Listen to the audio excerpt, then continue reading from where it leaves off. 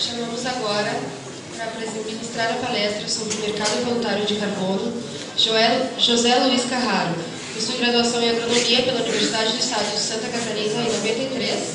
Atualmente exerce a função de coordenador do projeto Carbono Social em Rede, patrocinado pela Petrobras através do Programa Petrobras Ambiental, edital de 2010.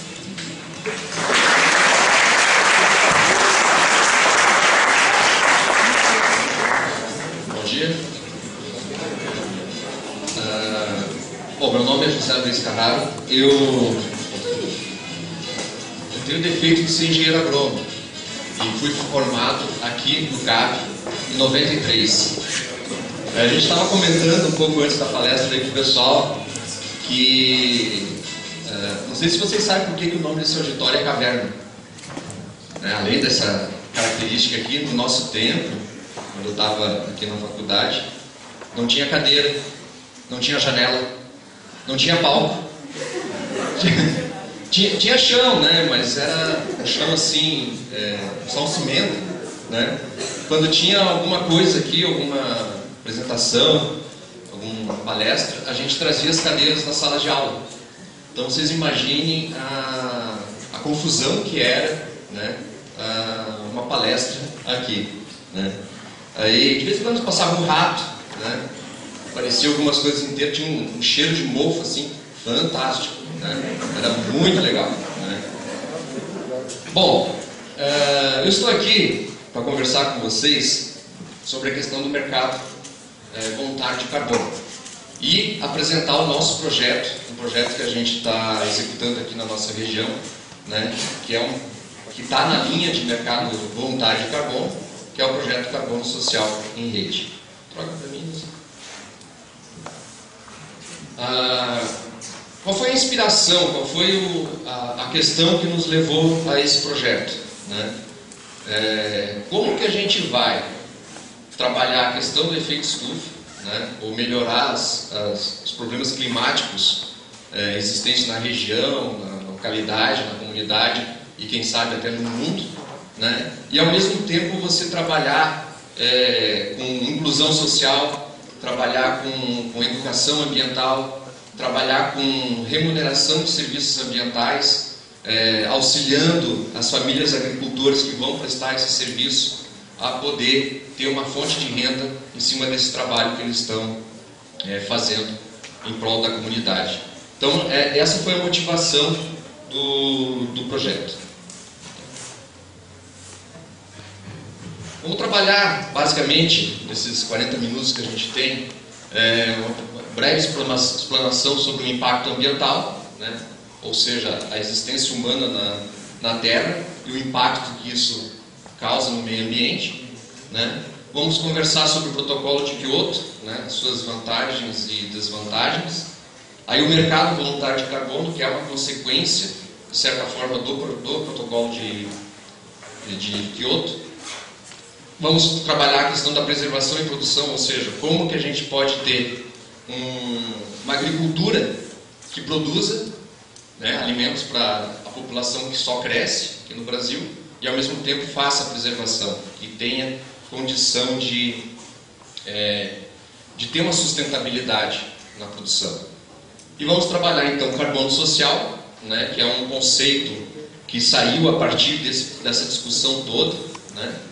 E, no fim, a gente apresenta daí o projeto Carbono Social em Rede, para vocês terem uma ideia de como está funcionando isso aqui na nossa região. Mais uma vez. Bom, impacto ambiental. Pode passar, são duas fotos. Mais uma. Acho que a imagem diz tudo, né? A gente tem o problema do desflorestamento, né? Vocês são engenheiros florestais, vocês sabem disso, né? As florestas naturais, elas estão cada vez mais escassas e estão diminuindo numa velocidade muito grande. E isso, obviamente, causa um impacto ambiental muito grande, né? A gente já tem notícias, né, em vários lugares do mundo, e no Brasil também não vai ser diferente, de desertificação, ou seja, de uma floresta tropical ou uma mata nativa está se transformando num deserto, né? Queira pela ação do homem ou em consequência, ação direta do homem, né, pela exploração da madeira, ou em consequência das mudanças climáticas que ocorrem devido à ação do homem também no entorno dessa floresta, né.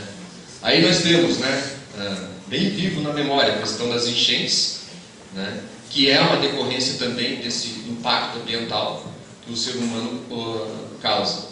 É claro que enchente sempre existiu, né, mas ao fazer a ocupação descontrolada das margens de rios e retirar mata ciliar e mudar curso de rio e construir barragens, né, a gente causa, né, o ser humano causa um impacto muito grande e esse impacto está se refletindo, né, no noticiário da televisão, né, a gente vê direto, né, enchente, vendaval, né, fatores climáticos que acabam prejudicando bastante a vida, né, do ser humano.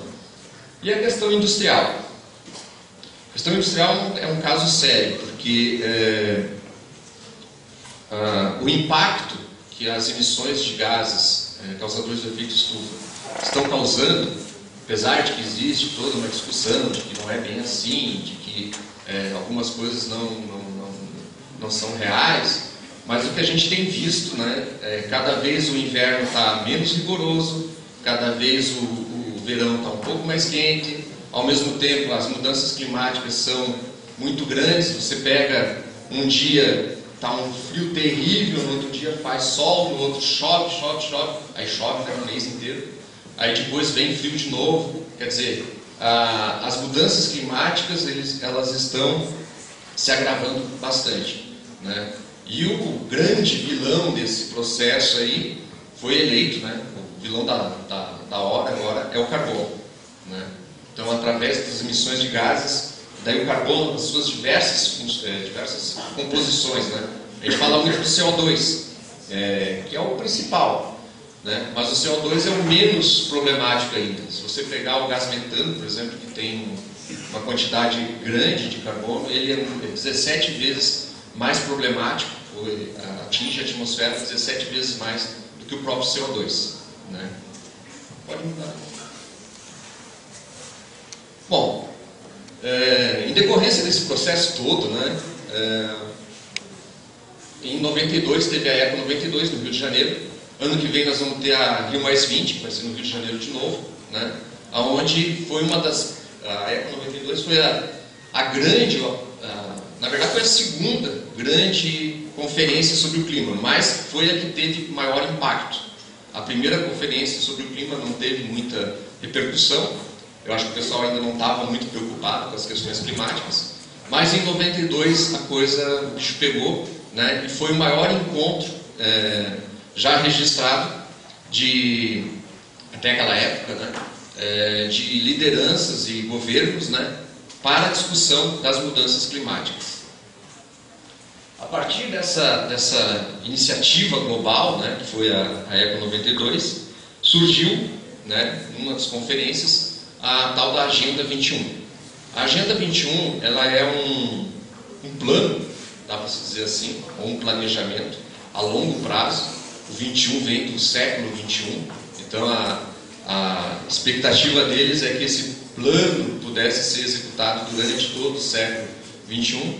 Não está acontecendo como deveria, mas esse plano, a Agenda 21, ele trabalha várias questões com relação aos efeitos climáticos, dos impactos climáticos, que vão desde as dimensões econômicas e sociais, né, que daí a gente entra em toda essa questão da indústria, né, da ocupação humana, né, nas cidades, a conservação e gerenciamento dos recursos, que é bem importante também. A gente sabe, né, que a maioria dos recursos, ou quase todos os recursos naturais, são esgotáveis. Eles devem ser gerenciados com alguns cuidados, né, principalmente os recursos que decorrem de mineração, né.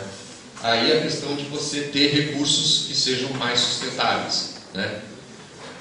O fortalecimento do papel dos grupos principais. E os grupos principais quais são? Por incrível que pareça, quando você fala em meio ambiente, As pessoas pensam muito na poluição das cidades e na poluição das indústrias. Eles são atores bastante importantes nesse processo. Mas, além desses, tem as crianças. As crianças são atores fundamentais no processo de planejamento da Agenda 21. Por que isso? Porque só com a educação ambiental acredita-se que consiga reduzir o impacto que a vida humana, né, que a existência humana causa no planeta Terra. Então, uma nova geração está sendo formada, ou pelo menos a Agenda 21 pretendia isso, né, que uma nova geração fosse formada com uma visão diferenciada sobre o que é meio ambiente e como deve ser preservado e como deve ser explorado.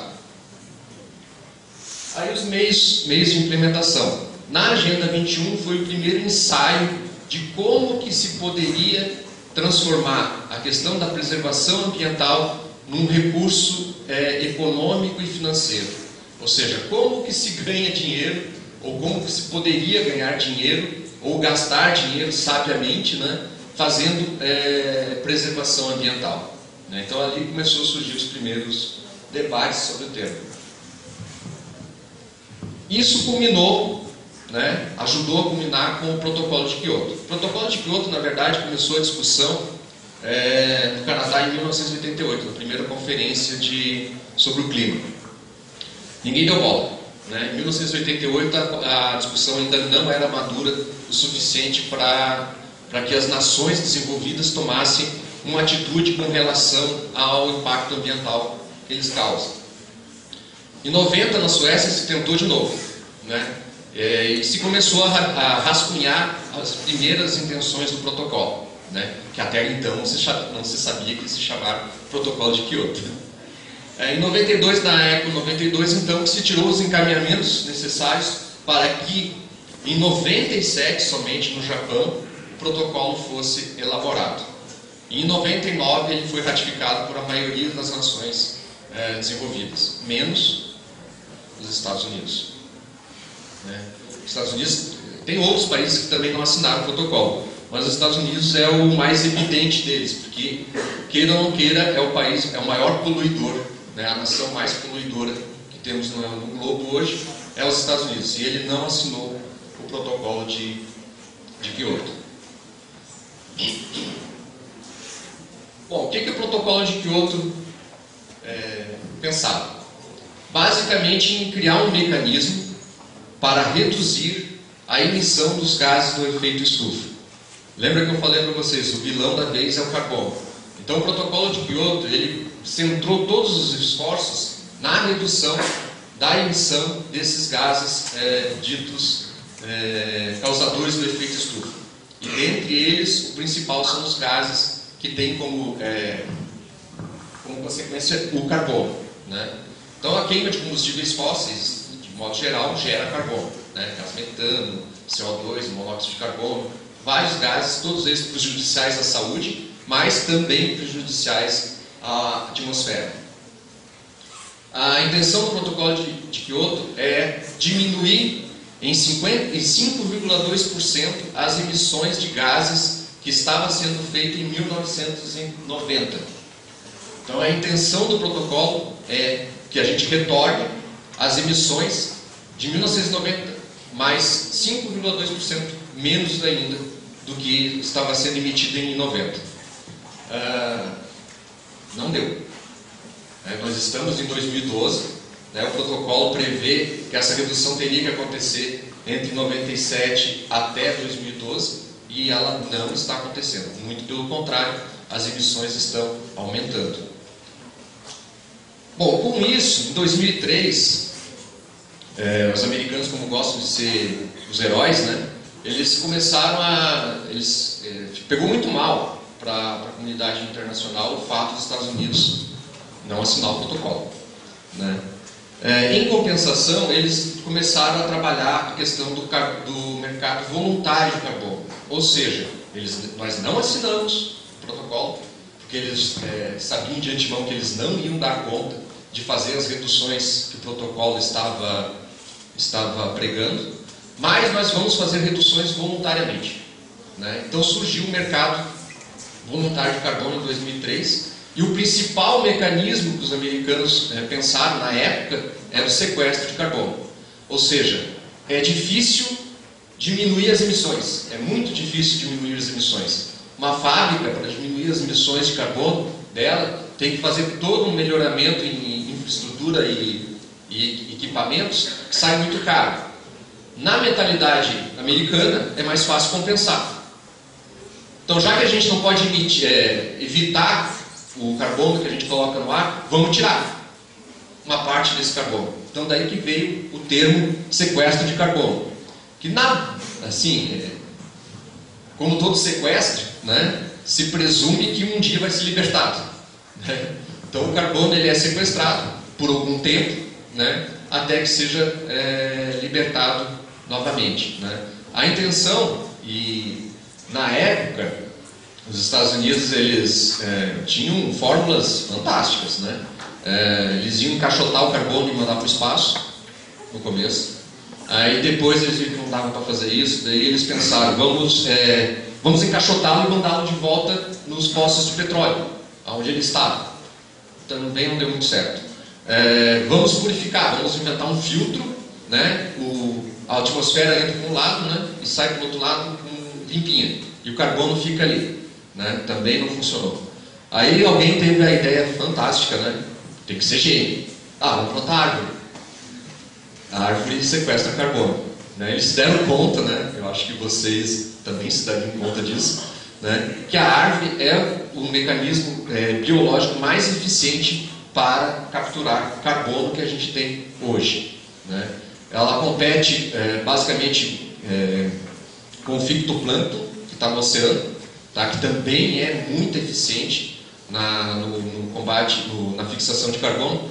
Só que o plâncton do oceano ele tem uma desvantagem muito grande. Ele libera muito rápido. A vida dele é muito curta.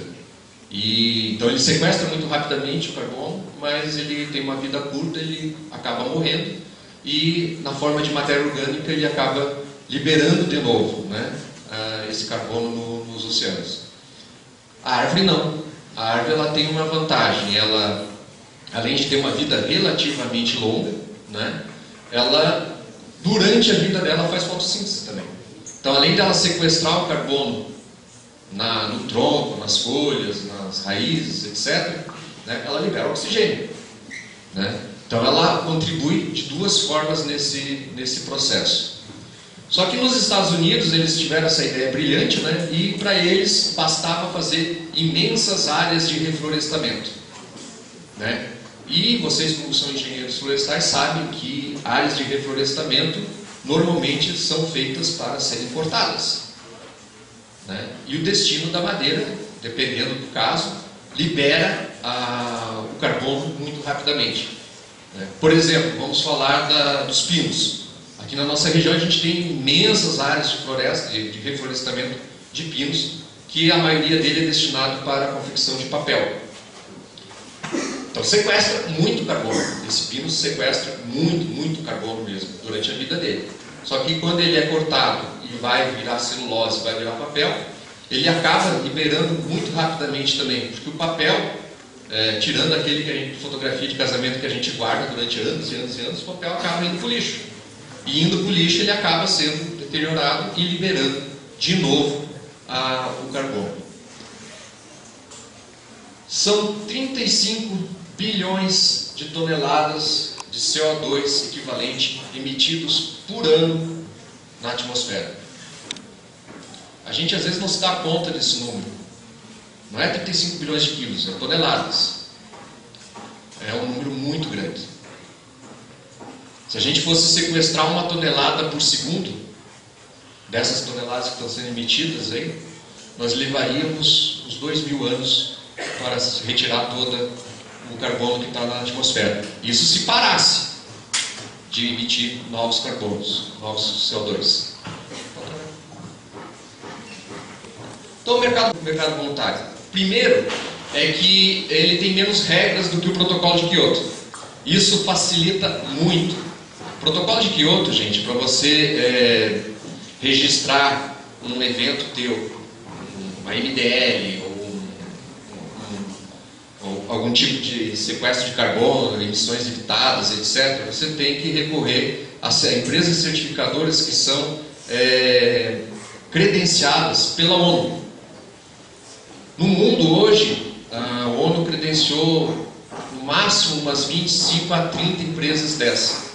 Então vocês imaginem o custo que é você fazer um projeto de redução de carbono pelo protocolo de Kyoto e ter que fazer uma certificação com uma dessas empresas. É claro que essas empresas terceirizaram, e tem empresas terceirizadas que fazem isso para elas. Só que daí, obviamente, que o custo vai aumentando.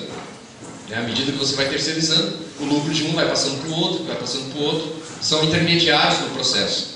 Então a certificação de uma EIDL é muito cara mesmo.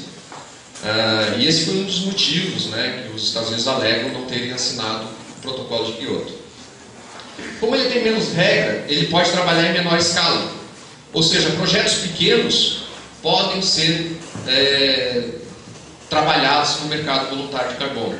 Ou seja, uma empresa, a carpintaria do seu João, resolveu que vai neutralizar o seu carbono emitido na sua atividade.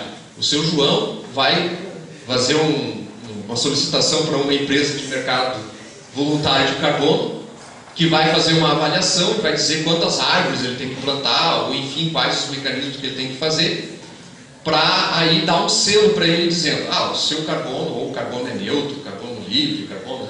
enfim, tem vários tipos de selo que certificam que a carpintaria lá, que a marcenaria do seu João, ela tem uma preocupação ambiental. E isso, queira ou não queira, tem um valor de mercado, né? As pessoas que têm alguma responsabilidade social e ambiental podem deixar de ir na marcenaria do seu José, porque a marcenaria do seu José não tem carbono livre, não tem carbono neutro. Já a marcenaria do seu João tem. Eu vou dar preferência para essa marcenaria, né? Isso é muito abstrato, mas de modo geral a economia tem revelado que isso realmente acontece. As pessoas têm esse tipo de preocupação. E a inovação?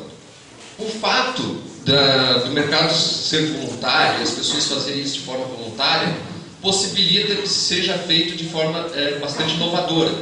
Ou seja, tem-se inventado coisas, tem-se inventado projetos de neutralização de carbono cada vez mais interessantes, né? Existem coisas que estão acontecendo a nível de planeta, né, nessa área, com várias questões, né? Desde o uso de energia limpa, né, através de aproveitamento de óleo de cozinha, aproveitamento, quer dizer, várias coisas que hoje são problemas ambientais estão sendo utilizados, né, num processo de reciclagem para a neutralização de carbono, né? E tem muitas empresas que estão fazendo isso. Uma coisa simples, por exemplo, tem empresas que adotou processo de digitalização de seus documentos. E tem empresas que emitiam 1 milhão, 2 milhões de folhas impressas por mês e hoje não imprimem nada. Isso tem um impacto. E isso é, com certeza, fundamental para o negócio dessa empresa, né? Ela tem essa preocupação ambiental, ela coloca isso no seu balanço social, né? Pode até ter aumentado um pouco o custo operacional dela, né? Que às vezes é mais fácil você imprimir um documento, ler e jogar fora, do que você ter que abrir o computador, baixar um arquivo PDF, fazer leitura, etc. Né? Escanear uma assinatura digital, tem um mecanismo de assinatura digital para que os documentos tenham validade fiscal e etc. Né? Mas isso são coisas que várias empresas estão começando a fazer, né? E é apenas um exemplo. Mas no mercado voluntário a gente tem alguns problemas, né? O principal problema é a comprovação, né? Aí o cara coloca lá no outdoor: a minha empresa é livre de documentos e não imprime documentos. Mas como é que a gente comprova se realmente ela é livre de documentos? Aí você vai dizer, não, mas ela tem o selo de certificação de uma certificadora. Tá, e essa certificadora, será que não é dele? Será que ele não foi lá na junta comercial e registrou uma empresa para certificar carbono, e agora está usando essa empresa, esse selo que ele mesmo fabricou e dizendo que ele é responsável ambientalmente. Então essa é uma questão. O protocolo de Kyoto já tem um processo bem mais burocrático de certificação que evita esse tipo de coisa. Como eu falei, são só 20 e poucas empresas que fazem a certificação. E elas têm muito a perder se elas fizerem uma certificação errada ou fizerem uma certificação fraudulenta. Outra questão é a contagem dupla. Aí o camarada chega e... Não, eu plantei 1000 árvores para neutralizar as minhas atividades desse mês. Aí outra empresa diz, eu plantei 1000 árvores também. E você vai ver que são as mesmas 1000 árvores. É o que a gente chama de dupla contagem. As empresas que fazem esse processo de plantio de árvores para fins de neutralização de carbono podem, em alguns casos, cometerem esses equívocos ou até essa má fé de vender 2 vezes, 3 vezes, 4 vezes a mesma neutralização para empresas diferentes. E é difícil, vocês não imaginam como é difícil de você conseguir levantar isso. É muito complicado. A questão do preço também é um problema, né? Como está na moda, é aquela coisa da oferta e demanda. Como está na moda fazer certificação, fazer neutralização de carbono, a neutralização de carbono hoje é uma coisa cara. Tá? Já foi mais barata, mas hoje ela está bastante cara. E os investimentos necessários pelas empresas para fazer essa neutralização são altos. Tá? E ainda não se tem uma avaliação econômica de que isso pode ou não ser economicamente viável para a empresa. Né? Então, a maioria das empresas falam que estão fazendo compensação, mas elas não compensam todo o carbono que elas emitem, porque ainda é muito caro para fazer isso. Então, elas fazem uma pequena compensação para aparecer no jornal, né? Daí sai lá a notícia, né? Letras garrafais, porque eles pagaram, né? Que a empresa tal faz a neutralização do seu carbono, parari, parará, mas na verdade lá plantou uma meia dúzia de árvore e está dizendo que neutralizou tudo.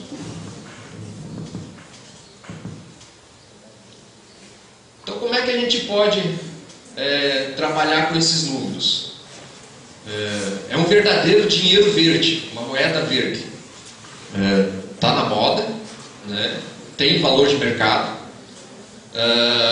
Segundo a ONU, mobilizou em 2006 99 milhões de dólares.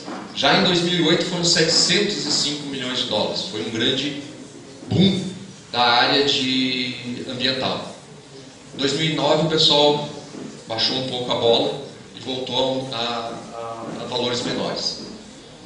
Hoje, em média, né, porque esse valor muda muito, é muito constante, porque ele está sendo regido pela Bolsa de Valores. Olha só que coisa louca.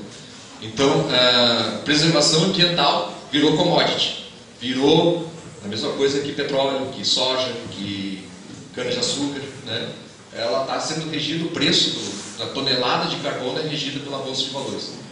Em média está custando $6,50 a tonelada. Vocês são engenheiros florestais. Quantas árvores eu preciso plantar para sequestrar 1 tonelada de carbono? Chuta. Ninguém arrisca? Bom, primeira resposta, vocês têm que aprender, depende. Né? Primeiro, depende da árvore, depende da condição, depende do ambiente, depende de um monte de coisa, do clima, da onde você está fazendo esse plantio. Mas, de modo geral, a gente tem que considerar 2 coisas. A parte aérea da planta e a parte subterrânea. Isso dá uma quantidade bastante grande de carbono sequestrado.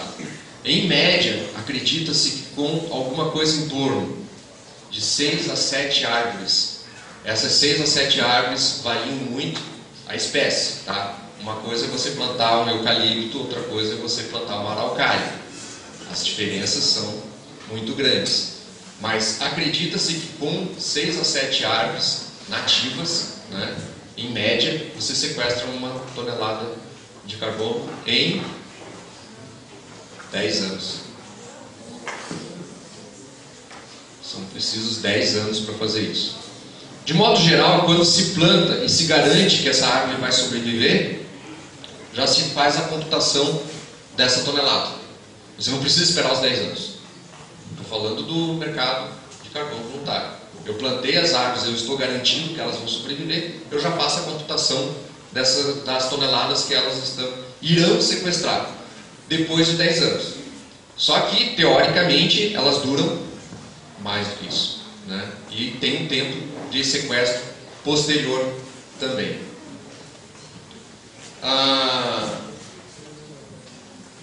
Em 2010 foi plantado uma área suficiente de mata de árvores, na verdade, que daí entra também as parafins de reflorestamento, que sequestrou 131 milhões de toneladas de CO2. Pode trocar.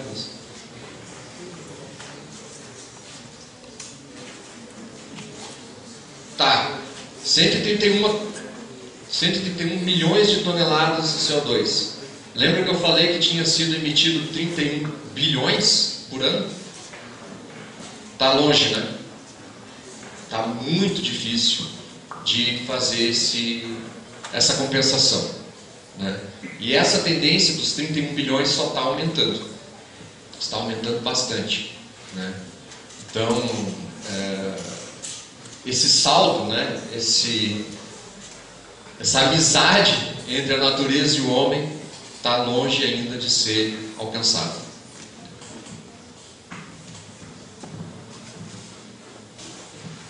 Vamos trabalhar um pouco de preservação e produção. Como que um agricultor pode trabalhar a sua produção, tirar o seu sustento, o sustento da sua família, né? E ao mesmo tempo não prejudicar o meio ambiente? É um processo bastante complexo, não é uma coisa simples. Hoje no Brasil isso está sendo tentado via força de lei, né? Tem aí o Código Florestal em vigor e tem o Código Florestal que está sendo, que foi votado agora, que foi aprovado na Câmara dos Deputados, vai para o Senado. Mas na força de lei a gente já viu que não vai funcionar, né? Porque é complicado, né? Você chegar para o agricultor e dizer assim, ó, meu amigo, tá vendo essa área aqui? Tu não pode mexer. Tu não pode mexer porque, veja bem, está dando enchente lá na cidade. E ele vai pensar assim, eu com isso, né? Eu tenho que dar leite para minhas crianças, eu tenho que manter minha família, e essa área vai me fazer falta. Eu preciso dessa área, né? Então o que acontece? Tem reserva legal, tem APP, tem mata ciliar, tem toda aquela coisa, e o agricultor vai aos pouquinhos, né, desmatando, aos pouquinhos usando aquela área, né? E a gente não pode culpar ele disso, porque ele precisa sobreviver. Do mesmo jeito que a gente, quando está na cidade, constrói na beira do rio, né? Ou será que na cidade alguém respeita os 30 metros de mata ciliar? Uma vez me perguntaram isso, tá, mas o que você vai fazer?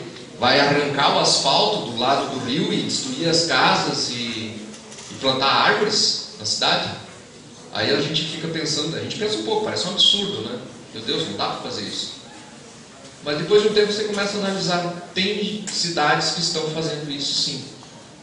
Porque a coisa ficou num estágio tão impossível de manutenção, que a solução está sendo essa, vamos quebrar tudo e vamos fazer de novo. Bom que gera emprego, né? Você desmanchar tudo e fazer de novo gera um monte de emprego. É muito bom para a economia, né? E pode ser a longo prazo excelente para o meio ambiente. Aqui nós temos uma propriedade rural esquematizada aqui, mais ou menos como ela é, ou como a maioria das propriedades rurais são. Não deu para colocar as legendas ali, os números, mas ali no 1 e no 5 vocês podem ter uma ideia que são a questão da monocultura. A maioria das propriedades rurais na nossa região, no Brasil como um todo, trabalham lavouras em monocultura. Qual que é o problema de você trabalhar lavoura em monocultura? Você aumenta um monte a produtividade daquela área. Se eu plantar só soja naquela área, eu vou ter uma produtividade de soja por hectare muito boa, mas eu vou ter muito impacto ambiental também. E para mim poder resolver esse impacto ambiental, o que eu tenho que fazer? Eu tenho que irrigar, eu tenho que botar agrotóxico, eu tenho que trabalhar com adubo químico. E isso vai ter impacto no meio ambiente depois. Questão da mata ciliar. Quase não existe nas propriedades. As fontes d'água não são protegidas, a grande maioria delas não é protegida. Os animais entram e bebem água direto na fonte, da mesma água que o agricultor pega para dar para a família. Estão vendo o ônibusinho amarelo ali? É outra característica interessante da nossa sociedade. A gente está pegando as crianças que moram no campo e trazendo para a cidade para estudar. Que coisa legal, né? A gente está tirando lá do campo, trazendo para a cidade. Você acha que essa criança quer voltar para o campo? Depois que ela vem para cá, vê internet, vê televisão, Sky, pega ônibus, né? É um troço muito legal morar na cidade. Então você acaba fazendo acelerando o êxodo rural com essas atitudes políticas, né? Quando antigamente as escolas eram isoladas, as escolas estavam no campo e as escolas ensinavam as crianças a serem agricultores, né? E essa questão, esse sentimento, né, de que quem mora no campo é matuto, é caipira, né, é atrasado, é um sentimento complexo, né, que exclui essas populações e acabam forçando com que elas venham para a cidade, né, onde elas vão ser excluídas também, né, porque acabam na periferia, nas favelas, né, em subempregos. Pode tocar. Agora imagine a mesma propriedade, né, trabalhando de forma diferente. A mesma área de lavoura, mas agora com diversidade, com outras culturas sendo plantadas, para que ele não tenha aquele problema de sazonalidade. Ou seja, se ele só planta feijão, ele vai ter dinheiro e trabalho em 2 épocas do ano. Ele planta o feijão e colhe feijão. Daí vai ter o dinheiro da colheita do feijão. O resto do ano ele não tem atividade econômica e não consegue, então se ele não guardar o dinheiro, não fazer empréstimo no banco, etc., ele não consegue se manter. Tendo diversidade, ele pode ter culturas de verão, culturas de inverno, e essas culturas, se bem trabalhadas, elas diminuem bastante o impacto ambiental, inclusive diminuindo doenças e pragas que essas culturas teriam se elas fossem cultivadas no formato de monocultura. A questão da floresta, ali no 6. Recompor a floresta, ela, como eu falei, é uma questão de força de lei.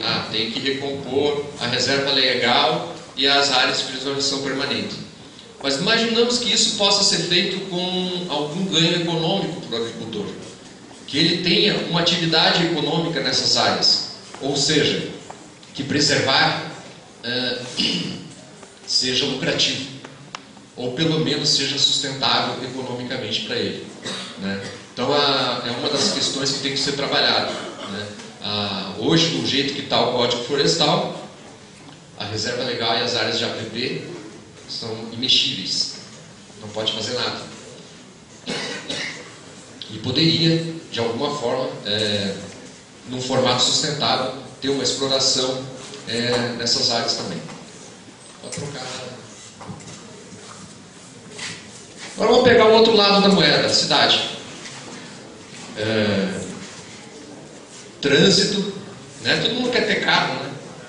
Coisa boa ter carro. O asfalto ali, ó, beira-mar, né? Beira-rio. O riozinho ali, nem dá para reconhecer como um rio, né? De tão marrom que é a água, né? O esgoto vai para lá. Ocupação desenfreada das áreas de encosta nas cidades. E daí, quando dá aquela chuva, desce todo mundo, né? Morre um monte de gente. É um caso muito sério. Empresas, área industrial misturada com área residencial, né? Coisas que a gente vê, não precisa ir muito longe. Aqui em Lages mesmo é assim, né? Vou trocar.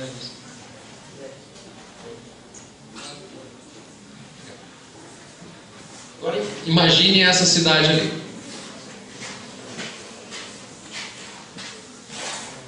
O que a gente fez com os carros?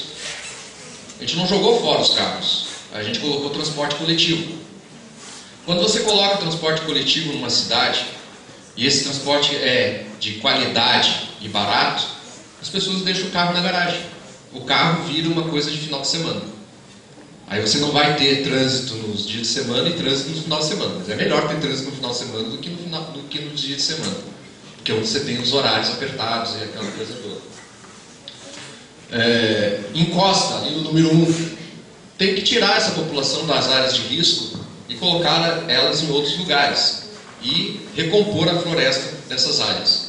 É a única forma de evitar que esses morros aí desçam, né, e que muita gente morra. Isso custa dinheiro? Custa muito dinheiro, mas tem que ser feito.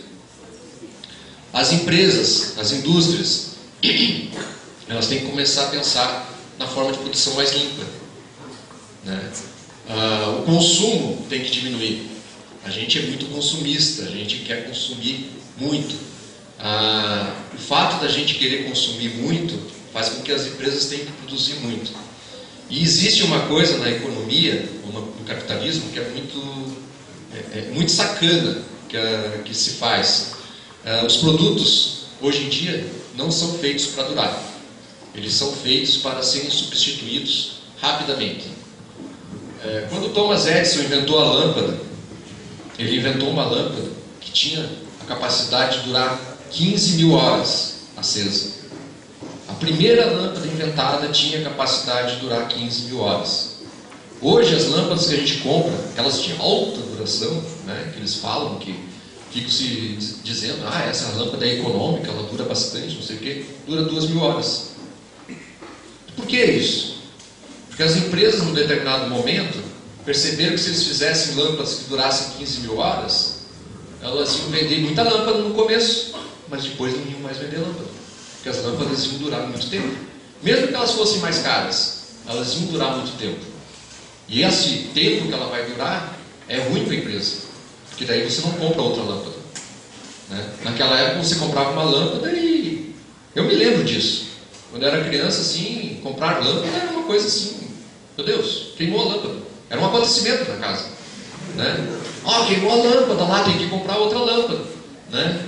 Hoje em dia queima a lâmpada toda hora, a gente nem dá bola, né? A gente já tem estoque de lâmpada dentro de casa, porque elas são feitas para durar pouco, né? Essa questão foi remetida para tudo, né? De lâmpada até o carro.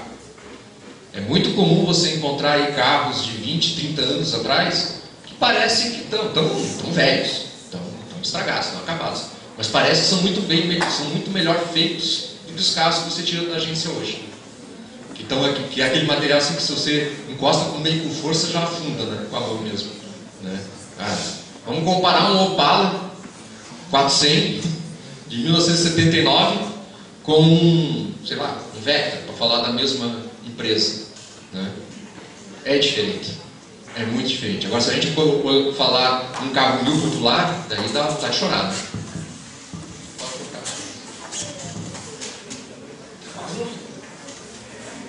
Bom, vamos falar do carbono social. O carbono social foi uma tentativa, e isso a gente pode se orgulhar, tá? Hoje o carbono social ele é reconhecido mundialmente, mas a primeira pessoa que começou a falar nisso e que lançou o conceito é um brasileiro, tá?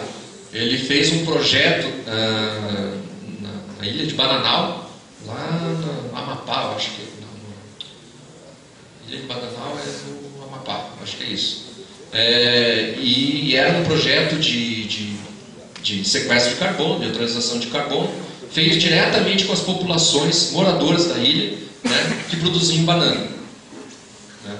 E daí foi feito todo um trabalho social em cima disso, e ele escreveu um livro, né, em 2003, falando que o carbono social é a mesma coisa que o mercado de carbono voluntário, só que com um lado social envolvido nisso. Ou seja, a gente tem que sequestrar o carbono, mas tem que se preocupar com as populações que estão localizadas na região onde o projeto está sendo executado. Vou citar um exemplo para vocês. Se uma empresa contratar uma certificação dessa, uma neutralização, e for feito um reflorestamento de, 500 hectares numa área só, né? Você sequestra muito carbono. Mas imagine que 500 hectares que poderiam estar sendo usados por uma população vão estar tomados por um reflorestamento, né? E provavelmente monocultura, onde nem passarinho vai.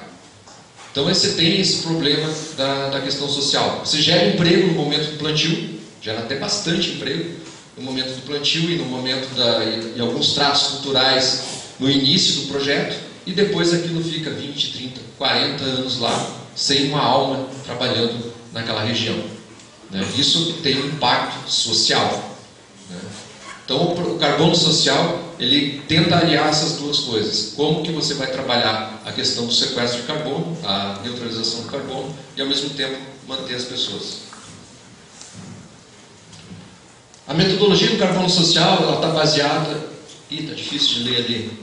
Mas tem aquele símbolozinho ali, um hexágono, que parece o elemento do carbono, né? E ele leva 6 pontos em consideração. E a eficiência do trabalho do carbono social é medido pela área daquele polígono que se gera dentro desse gráfico. Ou seja, considerando as questões sociais, as questões humanas, as questões financeiras, as questões naturais, a biodiversidade e o carbono que foi retido no projeto, você tem a eficiência do projeto. E essa eficiência que é comercializada. Não é simplesmente a tonelada de carbono absorvido. Então isso tem um valor muito grande, né? Você começa a ampliar a noção de que os impactos ambientais da vida humana na Terra não estão restritos somente às emissões de gases causadores de efeito estufa. Tem todo um entorno, existem pessoas, existem animais, existem biodiversidade, existem outras características que devem também ser preservadas e trabalhadas, né? É para isso que o carbono social tem trabalhado, foi criado. Vamos falar rapidamente agora do nosso projeto. Nosso projeto se chama Carbono Social em Rede. A gente fez esse projeto em 2006, submetemos a Petrobras no edital de cidadania. A Petrobras não aprovou o projeto, né? Porque a gente submeteu num edital de cidadania, é um edital para trabalhos sociais. A gente tinha a intenção de que o carbono social fosse um trabalho social também, por isso que a gente submeteu naquele edital. Aí a gente recebeu a resposta deles dizendo que não, que o projeto é muito interessante, aquela coisa toda, mas que não foi contemplado. Só que junto com essa resposta veio uma mensagenzinha subliminar. Mandem de novo esse projeto no edital ambiental. Aí a gente mandou. Em 2008 a gente mandou de novo o mesmo projeto, imprimiu e mandou de novo, né? E ele foi aprovado. E ele foi aprovado uma boa colocação, né? De 3.500 projetos, apenas 48 projetos foram aprovados em 2010, foi o ano que acabou saindo o resultado. A gente mandou em 2008, mas não sei se vocês lembram, em 2008 deu aquela crise imobiliária americana e todas as empresas, inclusive a Petrobras, recolheu todo o investimento que eles estavam fazendo nas áreas sociais e ambientais, com medo da crise, né? Que o Lula na época chamou de marolinha, né?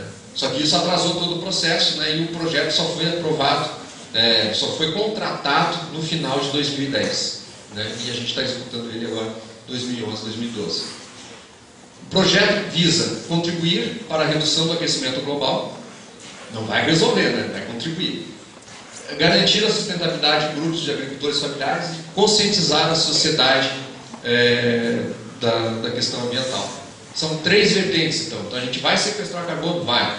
A gente vai trabalhar a questão de remuneração dos serviços ambientais prestados pelos agricultores? A gente vai trabalhar isso também. E a gente vai fazer educação ambiental? Vamos fazer educação ambiental. São as 3 áreas que a gente vai atuar. Para isso, as principais ações é o sequestro de carbono, através de um plantio de 500 mil árvores nativas, em áreas de preservação permanente e reserva legal. Tá? Então isso é multiplicado por um valor muito grande, porque para cada árvorezinha que a gente plantar nova, e a gente vai já referenciar e fazer todo o processo, você está protegendo uma área de APP muito grande. Ou seja, para cada árvorezinha que vai ser plantada, já existem lá naquela área várias outras árvores que vão acabar sendo preservadas no entorno daquela árvore que está sendo plantada. Então o poder de multiplicação e de sequestro de carbono do projeto é muito grande. Vamos acompanhar tecnicamente 100 propriedades agrícolas com questões de produção. Ou seja, como que a gente vai trabalhar a produção agroecológica, ou seja, como que esses agricultores podem tirar o seu sustento da terra, ao mesmo tempo com saúde para ele e para o consumidor, né? E sem fazer agressão ao meio ambiente, né? Então essas 100 propriedades elas vão ser como se fossem modelos, né? Onde a gente vai trabalhar nas comunidades com esses agricultores na reconversão dessas propriedades agrícolas em propriedades agroecológicas. Vamos criar e manter uma rede social em torno das questões ambientais. Vai ser tipo um Facebook verde. A ideia é que a gente consiga fazer a ponte entre as populações que estão no campo, né, e que vão fazer esse serviço, vão prestar esse serviço, e a população que está no urbano, que vai, de certa forma, se beneficiar desse trabalho que os agricultores estão fazendo. Ou através do consumo de alimentos mais saudáveis, ou da questão da preservação mesmo, da questão ambiental que esses agricultores estão fazendo. E vamos, por último, captar recursos via internet para financiar essas atividades e, principalmente, remunerar os agricultores que prestarem serviços ambientais. Então a ideia é muito simples. A gente vai plantar as 500 mil árvores, as 500 mil árvores a gente vai tentar que empresas adotem essas árvores na perspectiva de neutralização de carbono. O dinheiro que essas empresas estariam pagando pela neutralização por essas árvores, pela neutralização do seu carbono, seria revertido diretamente para os agricultores que estão prestando esse serviço. Ou seja, em vez de comprar uma área enorme e plantar 600 hectares de floresta, a gente vai estar fazendo isso pulverizado em diversas áreas, diversas propriedades, serão mais de 1000 propriedades na região que vão participar do projeto e receber essas árvores. Metodologia. A gente está trabalhando com a montagem de viveiros nas escolas do campo. Como eu falei para vocês, a questão da educação ambiental é muito importante e as escolas do campo ainda existem, tá? Por incrível que pareça, ainda existem. São escolas nucleadas, né, que reúnem as crianças de várias comunidades, mas que têm um enfoque de trabalho voltado para a formação humana mesmo. Não é só aquela coisa da história, geografia, matemática, português, SPB, etc. É uma perspectiva de formação para a cidadania. Trabalhar a produção de mudas e educação ambiental nessas escolas, plantar e acompanhar as mudas nas áreas de APP dos pais dessas crianças, georreferenciar e documentar a evolução dessas árvores, para a gente ter certeza de que essas árvores existem e que elas foram plantadas e que elas estão sobrevivendo. Disponibilizar as árvores para adoção de pessoas e empresas ambientalmente responsáveis, daí via internet, como eu já tinha comentado. Remunerar os agricultores que prestam esses serviços ambientais, né? E fomentar projetos ambientais nessas propriedades para a reconversão da produção deles na área da agroecologia, né? E principalmente na utilização dessas áreas reflorestadas de forma econômica também, né? Através de sistemas agroflorestais. Então o projeto já está andando, né? Esse viveiro foi construído no Colégio Agrícola Caetano Costa, aqui em São José do Cerrito. É um viveiro de 300 metros quadrados, tá? Com a capacidade de 40 a 50 mil mudas por ano de produção. Pode trocar.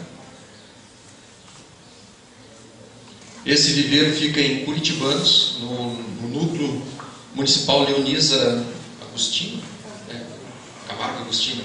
É um colégio que tem umas 300 crianças, mais ou menos, 280, quase 300 crianças, né? Fica no interior lá, e é um viveiro de 150 metros quadrados, com produção de 20 mil mudas ano. Esse viveiro fica no fundo do campo em Otacílio Costa, num outro núcleo municipal Adília Matias Faria. Né? O colégio Fundo do Campo, como a gente fala. Lá também tem umas 300 crianças, né? E também é um viveiro de 150 metros quadrados. Notem que do lado tem outro viveiro. O colégio já trabalhava a questão de produção em estufa, de hortaliças e flores. Né? E agora eles vão trabalhar também com mudas de árvores nativas. Esse é o viveiro na Casa Familiar Rural de São José do Cerrito. É uma casa familiar, uma associação de agricultores que montaram um colégio com a perspectiva de formar os seus próprios filhos para que eles sejam agricultores de fato. Então é uma casa familiar, é um estabelecimento de ensino informal, né? Quer dizer, é formal, tem diploma, tudo direitinho, mas não é do Estado, nem do município, nem particular. É um complexo, né? E o viveiro, foi construído lá um viveiro de 300 metros quadrados, e esse viveiro vai inclusive contribuir na questão da manutenção econômica da casa familiar rural. Né? Lá tem umas 30 crianças, adolescentes já são mais velhos. Esse é um viveiro construído ali no centro de Anê, quem quiser ir lá conhecer, né? Nós temos alguns estagiários que trabalham com a gente aí no curso de vocês, né? Fica ali na Papa João 23, bairro Petrópolis, ali, Piranga. Né? Um viveiro com capacidade para 40 mil mudas também, são 300 metros quadrados. E a gente tem mais um viveiro que eu não tenho foto ali, de 300 metros quadrados também, na mesma área. Então são 2 viveiros ali. Esse é o outro viveiro, só tem a foto por dentro ali. O seu Moacir ali tentando fazer uma classificação, limpando as mudinhas. Né?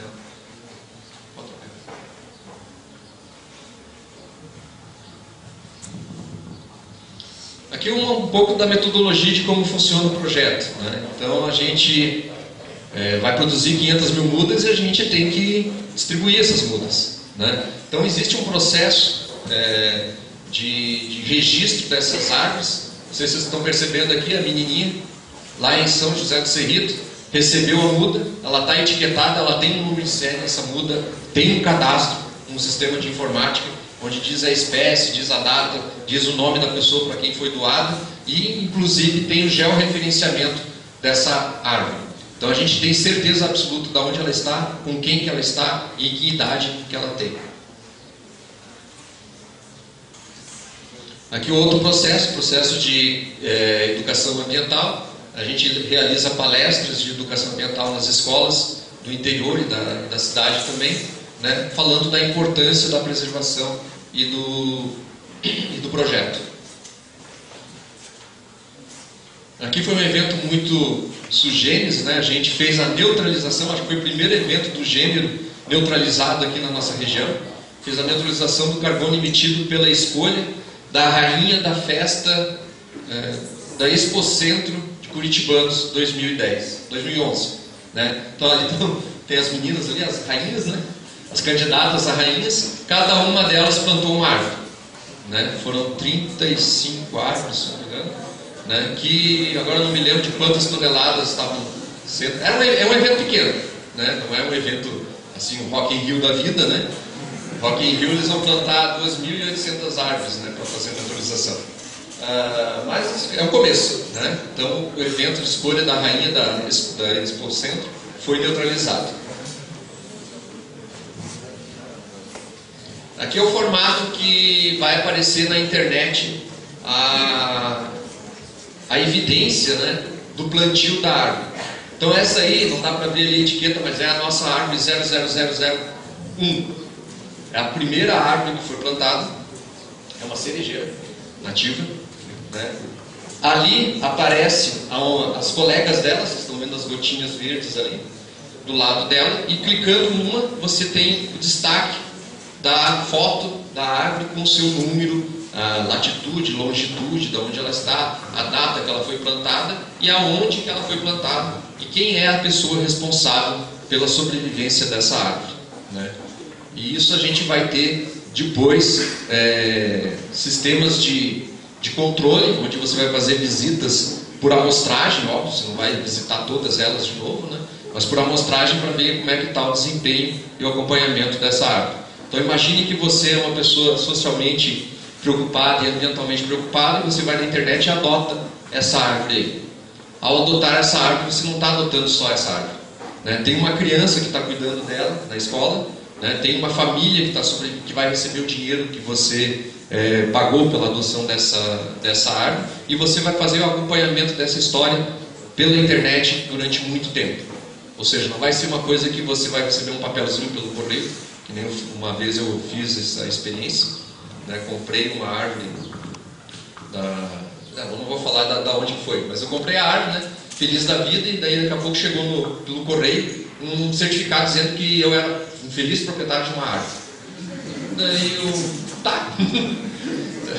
Fazer um padrinho desse certificado. Na verdade, emitiu mais carbono me mandando esse certificado, imprimindo ele, botando no correio e etc., do que a árvore vai sequestrar, né? E eu paguei R$30 pela árvore.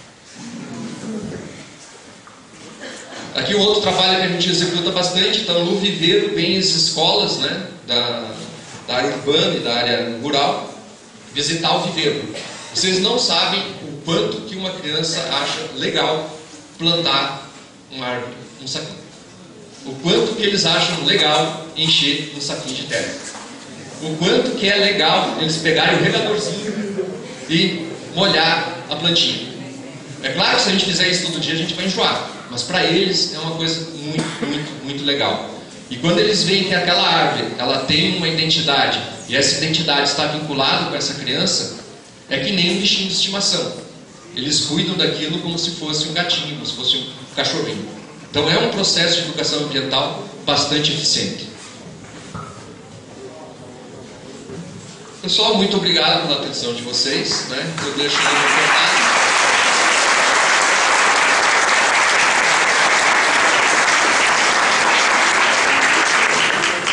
Se alguém tiver alguma pergunta.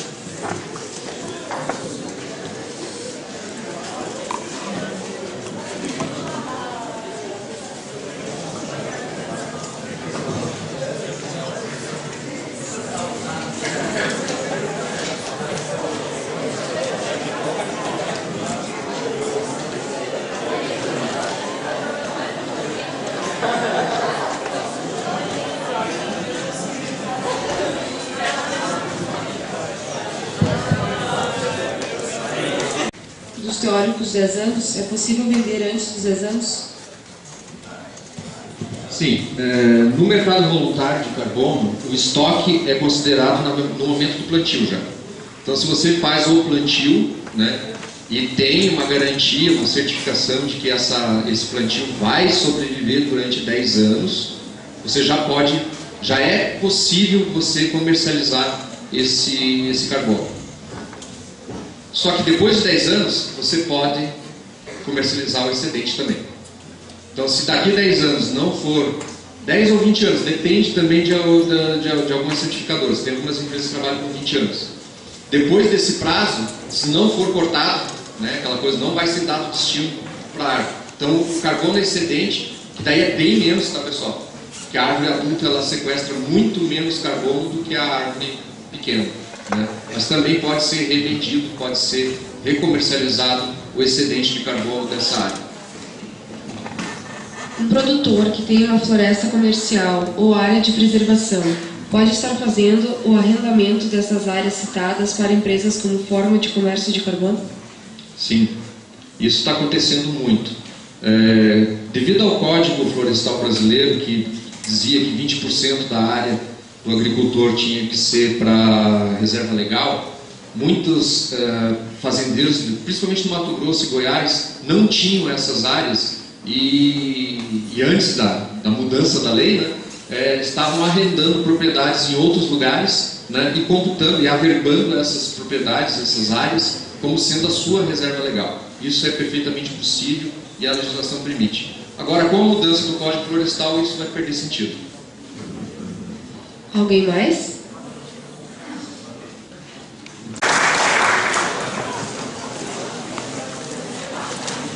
Chamamos também o professor Álvaro Mafra para receber uma lembrança.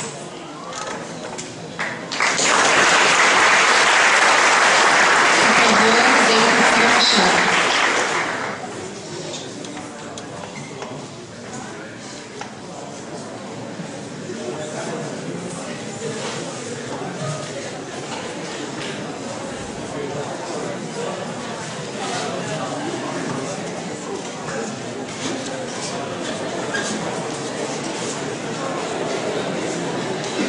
Agradecemos a presença de todos e retornamos à tarde, às 14 horas, com a palestra O Papel do Engenheiro Florestal na Certificação Florestal, com André Silveira Rosa. Obrigada.